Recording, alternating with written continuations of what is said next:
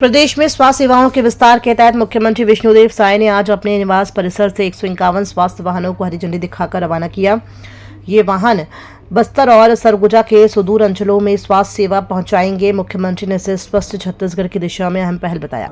हमारे प्रदेश के ऊर्जावान स्वास्थ्य मंत्री श्री श्याम बिहारी जायसवाल जी के नेतृत्व में, उनके मार्गदर्शन में हमारा स्वास्थ्य विभाग पिछले 1.5 वर्षों में बहुत अच्छा काम कर रहा है।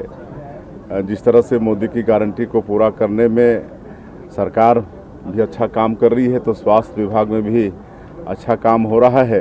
और आज 514 जो विभाग में पुरानी गाड़ियां थी, 15-15 साल 20-20 साल की गाड़ियां थी, उनको स्क्रैप करके 151 नई गाड़ी आज लोकार्पित किए हैं, जो प्रदेश के सभी जिलों में जाएंगे। और फील्ड वर्क करने में थोड़ी तकलीफ होती थी वाहन की कमी के कारण, अब 4-4, 5-5 वाहन हर जिलों में जाएंगे, तो निश्चित रूप से इससे स्वास्थ्य के क्षेत्र में और अच्छे से काम हमारे विभाग के अधिकारी कर पाएंगे। तो बहुत बहुत शुभकामनाएं आज छत्तीसगढ़ की जनता को कि स्वास्थ्य के क्षेत्र में एक अच्छा काम हुआ है। राजधानी रायपुर के राजा तालाब स्थित एक निर्माणाधीन मकान में प्लास्टर के दौरान शैली टूटने से 2 मजदूर तीसरी मंजिल से गिर गए। हादसे में एक की मौत हो गई, जबकि दूसरा गंभीर रूप से घायल है। बताया गया है कि मकान मालिक बिना ठेकेदार के अनुभवहीन मजदूरों से काम करवा रहा था। सिविल लाइन थाना पुलिस ने मर्ग काम का जांच शुरू कर दी है। थाना सिविल लाइन अंतर्गत जो राजा तालाब एरिया है, उस एरिया में एक 3 मंजिल का घर बन रहा है, जहाँ पर काम करते समय एक जो मिस्त्री है और 3rd फ्लोर से एक्सीडेंटल रूप से गिर गया। गिरने के कारण उसके सिर में चोट आई थी, जिसके बाद अस्पताल ले जाने के बाद उसकी मृत्यु हो गई। वहीं एक और घायल है, जिसका इलाज चल रहा है। प्रकरण में मर्ग प्रकरण पंजीबद्ध किया जाकर के जांच में लिया गया है। और उस प्रकरण में जो भी ठेकेदार मकान मालिक है, जिसकी भी गलती या त्रुटि या लापरवाही जांच के दौरान सामने आएगी, उस पर अपराध पंजीबद्ध करके उनकी सम्मत कार्रवाई की जाएगी। प्रदेश में बिजली दरों में बढ़ोतरी के खिलाफ कांग्रेस ने आज राजधानी सहित सभी जिला मुख्यालय और ब्लॉकों में प्रदर्शन किया। रायपुर के बूढ़ापारा जोन में कांग्रेस कार्यकर्ताओं ने हाथों में लालटेन लेकर विरोध जताया। कांग्रेस ने भाजपा सरकार पर आम जनता पर आर्थिक बोझ बढ़ाने का आरोप लगाया है। पार्टी नेताओं ने चेतावनी दी है कि यदि बिजली दरें वापस नहीं ली गई तो आंदोलन तेज किया जाएगा।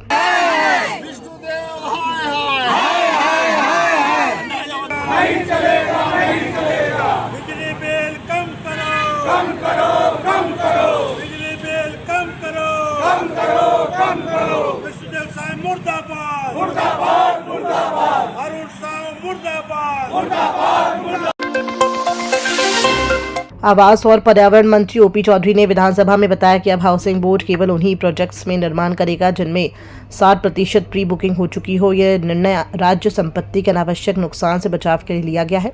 उन्होंने बताया कि OTS 2 योजना के तहत 920 संपत्तियों की बिक्री से 139.47 करोड़ रुपए का राजस्व मिला है।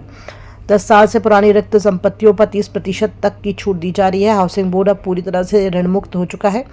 मंत्री ने कहा कि मंडल अब कॉरपोरेट मॉडल पर काम कर रहा है, जिससे आवासीय के साथ व्यावसायिक संपत्तियों का भी निर्माण होगा। छत्तीसगढ़ हाउसिंग बोर्ड में बार वर्षों से, दशकों से प्रश्न उठता रहा है कि बहुत सारे भवन बिकते नहीं, उनकी स्थिति खराब हो जाती है और उनको पुराने 5 साल 10 साल पुराने भवन भी नहीं बिक पाते, तो आखिर हाउसिंग बोर्ड बनाता क्यों है इस तरह के भवन? ऐसे बहुत बार सवाल होते हैं। मैं बताना चाहूँगा कि 80,000 लगभग भवनों का, आवासों का निर्माण हाउसिंग बोर्ड ने अब तक किया है। उसमें से 78,000 भवन बिके हैं। लगभग 3,000 के लगभग के भवन जो नहीं बिक पाए हैं, उनके लिए OTS पॉलिसी हम लेकर आए थे और 10%, 20%, 30% छूट के लिए नियम बनाकर एक बेस रेट तय किया गया था। उसके ऊपर टेंडर करके H1 प्राइस पे जो आया उसको ये दिया गया है और OTS का बहुत अच्छा प्रतिसाद मिला है। पहले इससे पिछली सरकार ने 2021 में जो OTS लाया था, वो 3 सालों में उसमें 506 मकानों का आवंटन हुआ था, लगभग 88 करोड़ रुपए की राशि का। अभी जो नया OTS हम लोगों ने मार्च 2025 में लॉन्च किया है, उसमें मात्र 4 महीने में लगभग 1000 मकान आवंटित हो चुके हैं और 147 करोड़ के मकान आवंटित हुए हैं। तो OTS को काफ़ी अच्छा प्रतिसाद मिला है और जो राज्य की संपत्ति, हाउसिंग बोर्ड की संपत्ति, उसको सही तरीके से डिस्पोज करने के लिए, उसको लोगों को सही तरीके से मिले और एक प्रदेश का लॉस ना हो, इसके लिए काम किया गया है। दूसरा महत्वपूर्ण बात मैं कहना चाहूँगा कि हाउसिंग बोर्ड ने भविष्य के लिए हमारी सरकार बनते ही आदरणीय मुख्यमंत्री जी के नेतृत्व में, आदरणीय अनुराग जी के लीडरशिप में हम सब ने निर्णय लिया है कि हाउसिंग बोर्ड उन्हीं प्रोजेक्ट्स को आगे करेगा जिसमें 60% की प्री बुकिंग आ जाए, उसी में हम टेंडर लगाने का निर्णय लिए हैं, या प्रथम 3 महीने में 30% की बुकिंग आ जाए, उसी प्रोजेक्ट को में टेंडर करने का निर्णय लिया गया है, ताकि बिना डिमांड के अनावश्यक भवन ना बन जाए और बाद में बेचने की दिक्कत ना हो और राज्य की संपत्ति का अनावश्यक नुकसान ना हो। ये निर्णय हाउसिंग बोर्ड ने लिया है, जो कि एक बड़ा रिफॉर्म है, क्रांतिकारी कदम। विधानसभा के मानसून सत्र में खाद की कमी को लेकर विपक्ष ने कृषि मंत्री रामविचार नेताम को घेरा। जवाब से असंतुष्ट विपक्षी सदस्य गर्भगृह में नारेबाजी कर वॉकआउट कर गए। कांग्रेस विधायक उमेश पटेल ने जून तक आधे भंडारण पर सवाल उठाया। कृषि मंत्री ने बताया कि केंद्र से लगातार संपर्क में है। 20 जुलाई तक 24 रैक 18,850 मीट्रिक टन खाद की आपूर्ति होगी। भूपेश बघेल के DAP की कालाबाजारी संबंधी सवाल पर मंत्री ने कहा कि अब तक 1.72 लाख मीट्रिक टन DAP आ चुका है और 18,000 टन जल्द आएगा। मुझे तो मालूम नहीं कि कैसे जवाब दिया जाता, जिस प्रकार से गोल जवाब हो। क्या गोल जवाब? हमने स्पष्ट तौर पे बताया कि पूरे देश भर में जब हमारा DAP को लेकर के समस्या है, उसके वैश्विक एक तरह से समस्या आ गई है। इसके बावजूद हमारी सरकार ने हर स्तर से प्रयास करके, हम लोगों ने व्यक्तिगत, तो माननीय मुख्यमंत्री जी भी अपने व्यक्तिगत तौर पे भारत सरकार के रसायन उर्वरक मंत्री से भी लगातार संपर्क करते रहे, वहाँ के अधिकारियों से भी बात करते रहे, हमारे अधिकारी लोग लगातार संपर्क करते रहे, बात करते रहे, और लगातार वो भारत सरकार ने जो प्लान दिया उर्वरक पहुंचाने का, उस प्लान के तहत सभी जगह पहुंच रहा है। मात्र जो है DAP की समस्या, मैंने बताया कि पूरा वैश्विक समस्या के चलते इस तरह से अनियमित भंडारण हो पाया, और अब धीरे धीरे अब DAP आना शुरू हुआ है, और इसके बावजूद जो है जो ठोस DAP है वो कमी रहेगी।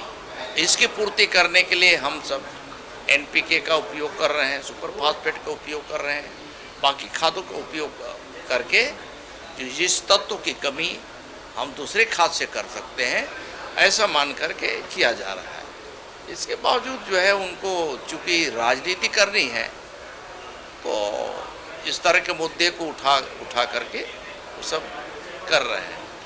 आसंदी ने जब पूरी व्यवस्था दे दिया, और व्यवस्था देने के बावजूद एक नहीं कई प्रश्न किए, सभी प्रश्नों का आपने जवाब दिया।